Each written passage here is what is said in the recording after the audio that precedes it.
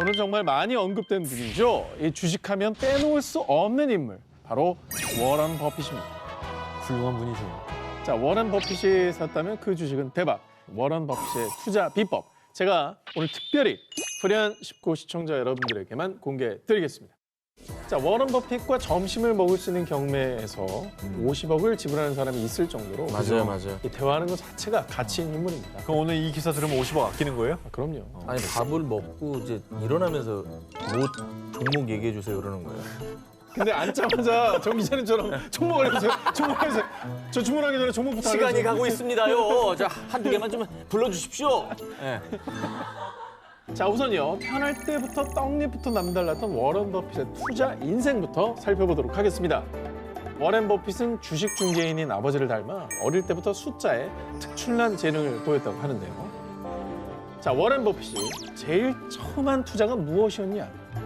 불과 11살의 나이에 생애 처음으로 주식 투자를 하네. 11살에. 워런 버핏은 한 회사의 주식을 주당 37달러에 3주를 구입했는데요. 그런데 이 회사의 주가가 28달러로 떨어지자 많이 떨어졌네. 11살 꼬마 워런 버핏은 돈을 잃을까 봐 발발 동동동동동 굴렀고요.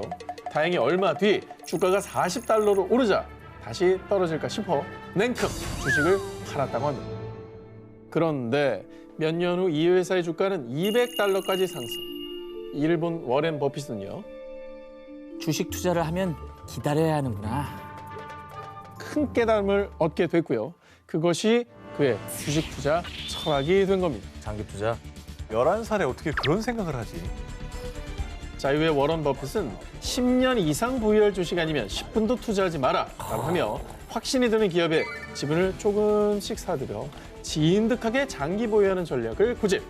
그래서 현재 재산의 90%를 65세 이후에 모았다고 합니다.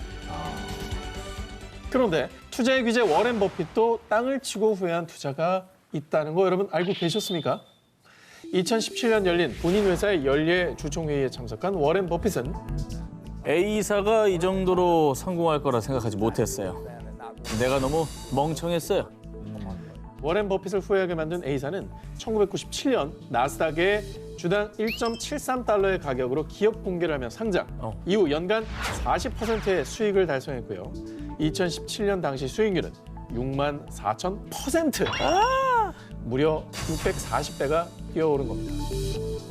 아, 근데 A사는 이제 와서 생각하니까 저런 거지 진짜 저 회사 저렇게 클 줄 아무도 몰랐어요. 그냥 인터넷 상거래 없으니까 그냥. 네. 누가 저걸 굳이 인터넷에서 가서 사면 되지 다 이렇게 말했다고요. 근데 버핏도 우리랑 같은 생각이었을까요? 왜 A사에 투자를 안 했던 거죠? 자, 워런 버핏은 그 당시 본인이 잘 알지 못하고 불확실성이 큰 사업에는 투자를 하지 않는다라는 원칙을 철저히 지키고 있었기 때문인데요.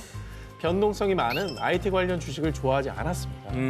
그래서 장기 투자가 필요한 제조업 위주로 투자해 왔습니다. 하지만 결국 워런 버핏은 본인만의 원칙을 깨고 A 회사의 주식을 주기적으로 매입하고 있다고 합니다. 자, 워런 버핏의 투자 비법, 스스로의 원칙을 깰 수 있는 도전 정신과 용기가 아닐까요? 낮은 이자로 투자금 10배 지원. 만약 이 조건이라면 두 기자님들은 투자하시겠습니까? 안 합니다. 당연하죠. 한다고요? 합니다. 잘 안 해요. 투자금 10배 지원이라 저는. 아니야. 100만 원 투자하면 1,000만 원 지원 한다는 거. 이거는 굉장히 혹하는데? 저는 좀 더 들어볼게요. 약관을. 네. 2017년 우리나라에서 피해액 약 726억 원, 3,800여 명의 피해자를 낳은 주식 사기 사건이 일어났는데요. 한 기자님, 진짜 다 속아 진짜. 아니 하여튼 들으면 안 돼. 주식 투자로 돈을 벌게 해주겠다라고 접근한 이들의 정체는 일명 레버리지 사기단. 냄새 나잖아 벌써. 그걸 왜 지원해 주겠어? 자, 레버리지 사기꾼들은요. 전현무님, 투자금 100만 원만 입금해 주시면 10배, 1,000만 원으로 주식 거래를 하게 해드릴게요. 이자도 적으니까 일단 100만 원만 입금해 보세요. 이런 식으로 저이자, 소자본, 고수익을 강조하며 가짜 레버리지 상품으로 투자자들을 유혹한 겁니다. 그렇게 사기꾼들은 피해자들의 투자금만 쏙 챙겨서 달아났던 거죠. 근데 그래도 저는 벌써 딱 듣자마자 냄새가 났거든요. 왜 의심을 안 했죠? 자, 투자자들이 의심을 하지 못한 이유. 아니 다른 증권사 프로그램과 동일하게 주가가 오르락 내리락 했어요. 아, 이게 뭐 어플이 있었구나. 자, 투자금을 법인 계좌로 입금하도록 유도한 뒤 사기꾼들은 정말 교활하게도 가짜 주식 거래 프로그램을 설치하게 했습니다. 그리고 아까 10배 투자금을 지원해 준다고 했죠. 이 투자금 역시 가짜, 이 앱 속에만 존재했던 일종의 사이버 머니였던 겁니다. 가짜구나. 그러니까 인출이 안 됐겠네. 벌었어도. 그냥 화면에만 있는 거지 뭐. 네. 사이버머니네. 사이버머니.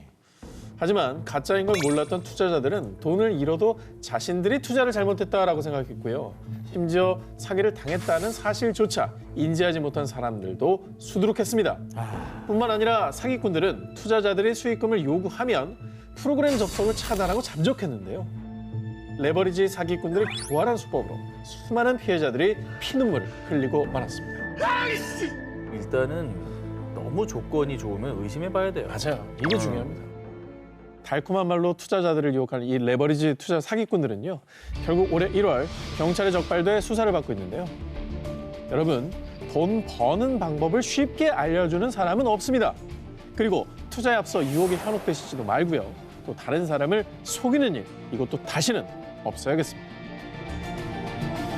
개인 투자자 동학개미들에게는 듣기만 해도 공포 그 자체. 현재 주식시장의 가장 뜨거운 감자, 바로 공매도. 네, 봤어요. 저게 싫다고 이제 버스 광고까지 나올 정도로 정말 이슈는 이슈인 것 같습니다. 지난해 3월 코로나19가 유행하자 국내 주식시장이 출렁였고요. 이때 공매도가 한시적으로 금지됐는데요. 그러나 지난 1월 11일 금융위원회는 코로나19로 인한 한시적 공매도 금지 조치가 올해 3월 15일로 종료될 예정이라고 공지했고요. 이에 사람들은 공매도는 영원히 폐지돼야 합니다. 공매도는 반드시 필요한 제도이니 부활되어야 됩니다. 이렇게 공매도 재개를 앞두고 찬반 논쟁이 팽팽하게 이어지고 있습니다. 근데 이제 공매도가 뭐길래 이렇게 논쟁이 뜨거운 건지 좀 알기 쉽게 설명해 주세요. 쉽게 설명을 드리면 어떤 회사의 주식이 10만 원인데 네. 내가 이걸 10만 원짜리 주식을 빌려서 10만 원에 팔아요. 그럼 난 현금 10만 원이 생겼잖아요. 생겼죠. 그다음에 이 회사 주식이 6만 원으로 떨어집니다. 그럼 6만 원으로 그 회사 주식을 다시 사서 주식을 갚아요. 그럼 나는 4만 원의 차익이 생기는 거죠. 여기서 포인트는 주가가 하락할 때 이익을 보는 구조라는 겁니다. 오르면 안 되겠네요. 오르면 내가 손해를 보는 거죠. 이해는 가는데 그러면 공매도가 왜 이렇게 논란이 되고 있는 거예요? 아주 그 부분을 좀 설명을 해드리면 네. 이 공매도가 왜 이렇게 뜨거운 감자로 떠올랐는지 이건 좀 전문가의 의견을 들어봐야 됩니다. 네네. 오늘의 데스크인 주식 전문가 김현준님께 자세히 여쭤보겠습니다. 안녕하세요. 안녕하세요. 네, 안녕하십니까. 네. 먼저 공매도가 필요하다라는 쪽 입장은 어떤 이유입니까? 단기간에 주가가 너무 많이 상승하게 되면 그 오르는 것만 가지고 투자를 결정하시는 투자자들도 생기게 되거든요. 주가가 오르는 것만 보고 투자하시는 분들은 이제 결국에는 큰 손실을 입게 됩니다. 그러기 전에 공매도하는 기관들이 조금 적정 가치를 내려줘서 덜 피해를 보게 하는 순기능도 있다는 뜻이죠. 그렇다면 공매도를 하지 말자라고 하는 사람들의 의견은 뭔가요? 공매도를 하는 쪽에서 가장 큰 문제가 될 수 있는 점 중에 하나는 손실이 무한대라고 하는 거죠. 주식이 망하면 이제 휴지 조각 된다라는 표현 많이 쓰잖아요. 근데 공매도라고 하는 경우는 빌려서 투자를 하는 거기 때문에 그 손실이 끝도 한도 없이 커질 수 있다라는 위험한 점이 하나 있고요. 그리고 불평등한 조건도 문제가 되는 겁니다. 현재는 기관과 외국인만이 공매도를 할 수 있고 개인은 공매도를 할 수 없다 보니까 사실은 개인은 공매도에 대해서 피해밖에 볼 수 없다라는 입장도 팽팽하게 맞서는 중입니다. 양쪽 입장이 다 이해가 되긴 하는데 어쨌든 개인과 기관으로 나눠서 봤을 때는 약간 기울어진 운동장 같다는 생각은 드네요. 네. 지난 2월 3일 금융위원회는 3월 15일 종료 예정이던 공매도 금지 조치를 더 연장하기로 했습니다. 다만 코스피 200과 코스닥 150 지수 종목에 대해서는 5월 3일부터 공매도를 재개하기로 했습니다. 이라 발표했는데요. 그 사이 제도 개선 방향이 뒷받침되지 않는다면 논란은 당분간 계속되지 않을까 싶습니다. 요즘 뜨거운 열풍이 불고 있는 증권가. 지난 연말부터 공모주, 배당, 증거금 등 주식 용어가 인기 검색어 순위를 장악하고 있습니다. 그중 사람들을 설레게 한 말이 있죠. 일명 따상입니다. 나상? 따상. 이 주식에 관심 없는 분들도 따상돼서 대박난 사람들 많더라. 이런 얘기를 많이 들리기도 했었죠. 따상을 좀 정확히 좀 설명해 주세요. 따상이 뭡니까? 따상이 뭔지 알려면 우선 공모주에 대해서 알아야 하는데요. 그럼 뭐예요? 기업이 투자 유치를 위해서 주식시장에 신규 상장할 때 일반인 투자자도 매수할 수 있도록 공개적으로 모집하는 주식입니다. 아, 이게 주택 청약처럼 공모주 청약도 높은 경쟁률을 뚫어야 매수가 가능합니다. 아무나 하는 게 아니군요. 그럼 여기서 따상은 뭐냐? 네. 처음 발표된 공모가보다 매매 거래 당일 최초로 형성된 가격인 시초가가 2배 상승. 더블, 2배 상승. 더블 쳤다. 그리고 장이 열리고 마감까지 하루에 오를 수 있는 가격 제한 폭인 30% 상한가까지 오르는 상태에서 장이 마감하는 걸 따상이라고 합니다. 그러면은 이제 첫날 대비 최대 160%. 그러니까 따상이라는 게 원래 잘 있지 않았어요. 그랬는데 2020년에는 무려 10곳이 따상을 달성을 한 겁니다. 따상. 지난해 7월 2일에 상장한 제약기업인 S사의 경우에는 따상을 하고 그다음에 코스피 최초로 3일 연속 상한가를 친 거예요. 그래서 공모가가 49,000원, S사의 주가가 2월 3일 기준으로 149,500원을 기록합니다. 거의 3배죠. 와, 대박이다, 진짜. 참고로 S사의 임직원들이 상장 전에 1인당 평균 약 11,820주 정도를 매수했는데요. 주가가 3일 연속 상한가를 기록하면서 얻은 차익이 무려 20억 원에 달한다고 합니다. 그러니까 S사 직원들은 당장 주식을 매도하기 위해 줄지어 퇴사 의사를 밝혔다고 합니다. 그래서 이제 직원 한 명당 강남에 집 하나 정도 살 돈이 생긴 거죠. 그렇겠네요. 자, 아직도 끝이 아닙니다. 지난해 9월 10일에 상장한 게임 업체인 K사는 공모주 청약에서 약 1,524대 1이라는 역대급 경쟁률을 기록합니다. 공모가 24,000원에서 상장 후 이틀 연속 따상상 2월 3일 기준 52,700원을 기록했습니다. 아니면 저 지금부터라도 좀 시작을 해야 되나. 오늘 하루 종일 기사 중에 가장 눈이 반짝거리시네요. 아니, 왜냐면 좀 혹하는데요. 녹화합니까? 아무튼 정 기자 좀 진정하시고요. 좀 더 들으셔야 됩니다.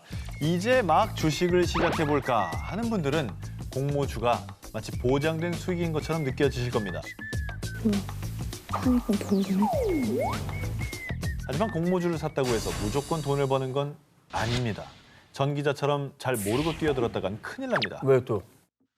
지난해 2020년 총 76개의 기업이 상장했는데요. 소액 부동산 투자 상품인 리츠의 5개 종목은 모두 손실을 입었고요. 그 리츠를 제외한 나머지 종목 중에도 9개 종목이 상장 이래 공모가보다 낮은 가격으로 시초가가 결정됐습니다. 저런. 결국에는 이제 공모주는 양날의 검일 수밖에 없는 것 같습니다. 이를테면 공모주를 사기 위해 비투, 그러니까 빚을 끌어들여서 거기에 증거금을 넣으시는 분들도 꽤 있는데 자칫하다가 큰 수지를 입을 수 있다는 거 꼭 기억해 주시면 좋을 것 같습니다. 전문가들 그 얘기는 하더라고요. 와, 뭐 주식이 지금 광풍이긴 한데 영끌과 비투하지 마라. 영은 끌어당기고 이제 빚내서 공모주는 투자하지 말라고. 이제 위험하다는 걸 좀 아셨으면 그래도 다행입니다. 자, 저는 안 하게 됐어요. 그리고 이제 주식 초보들이 특히 주의해야 할 점도 있는데요. 네. 이 월드 클래스 스타 BTS의 소속사인 B사의 경우 오늘 기사 봤어요. 이 회사가 공모가가 13만 5천 원이었습니다. 그리고 지난해 10월 15일에 상장했는데 시초가가 27만 원으로 형성이 됐어요. 이른바 따상 입상에 성공하는 듯 했습니다. 이에 공모주 청약에 실패한 투자자들은 B사의 주가가 더 오를 것으로 판단, 즉시 매수에 돌입했는데요. 그런데 상장 첫날 B사의 주가는 4시간여 만에 하락세. 결국 시초가보다 4.44% 하락한 25만 8천 원의 장을 마감하며 따상에 실패했습니다. 결국 B사의 따상을 기대하며 시초가에 매수한 개미 투자자들은요. 전부 사길래 따라 샀다가 폭풍 눈물 흘림.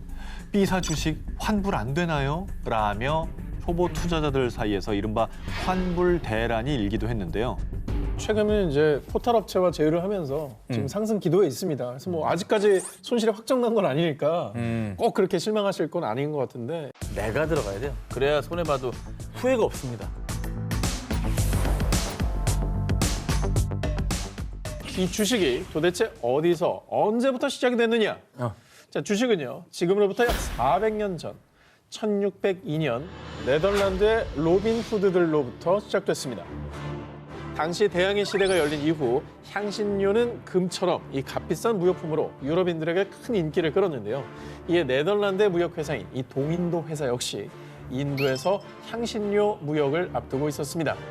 그런데 향신료 무역에 성공하면 큰 돈을 벌 수 있지만 당시 항해를 위한 자금이 많이 필요한 데다 오랜 항해 과정에서 난파나 약탈 등 각종 위험도 뒤따르고 있었죠. 그래서 동인도 회사가 생각한 방법은요. 우리가 인도에서 향신료를 사와 몇 배로 돌려주겠어. 그러니 계획과 상관없이 우리에게 투자하시오.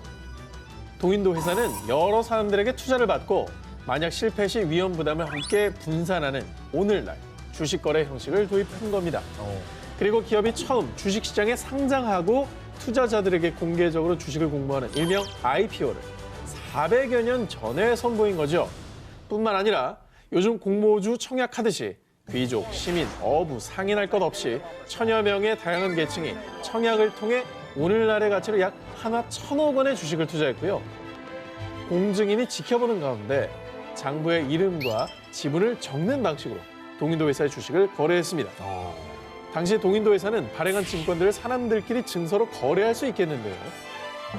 그리고 주식은 뭐다? 정부력 싸움이다. 자, 동인도 회사 배가 이번에 엄청난 무역품을 싣고 온다지? 그거 들었어? 동인도 회사 배가 난파당했다던데? 어떻게?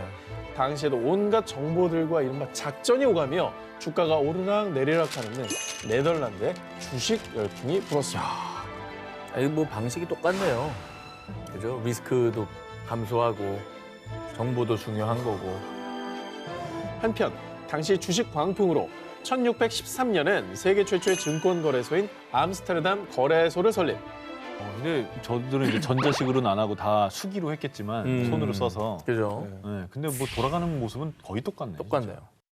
수백 년이나 지금이나 경제 시장과 뗄 수 없는 이 주식에 빠진 개미들의 바람은 하나 아니겠습니까? 개미들은 반드시 승리한다.